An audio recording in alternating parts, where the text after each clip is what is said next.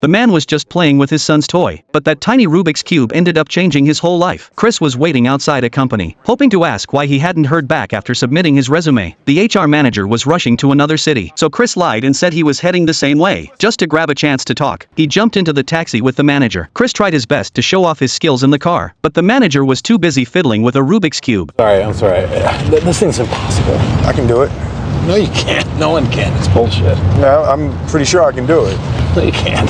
Let me see it. Give it here. He handed it to Chris with a skeptical look. Back then there were no tutorials on how to solve it, but as each color matched up, the manager's expression slowly shifted from doubt to surprise. By the time they reached the destination, Chris had solved the whole thing. The manager took notice, but when he got out, Chris panicked. The manager didn't pay the fare, and Chris didn't even have $10. He came up with a bad idea. While the driver wasn't looking, Chris grabbed his scanner and made a run for it. He sprinted across the park, yelling sorry over his shoulder. The cab driver chased him into the subway. Right as the doors were closing, Chris jumped inside, but his scanner fell out. He let out a desperate scream, but there was nothing he could do. That scanner was worth a month's rent. It was his only way to make money, but he hadn't sold one in weeks. As he watched people walk out of the stock exchange all smiling, Chris wished he could be one of them. But right now, his life was a mess. That night it rained. Chris called his wife. She finally lost it. Tired of him being jobless, she was working 2 shifts a day. I'm leaving.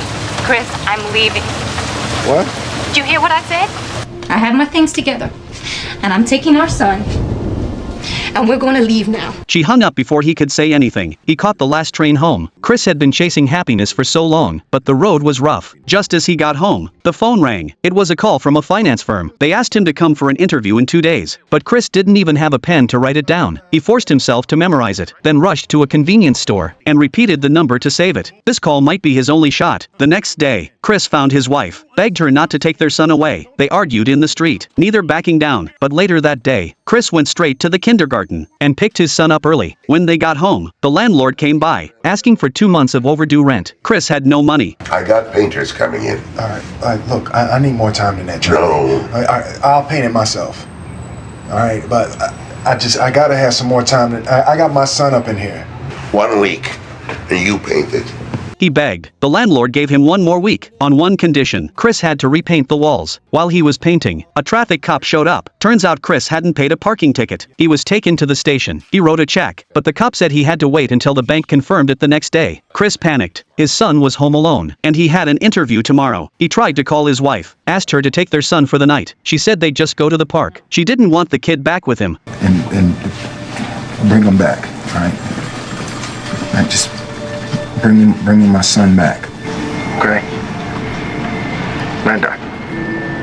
I'll bring him back around 6. All right. Thank you.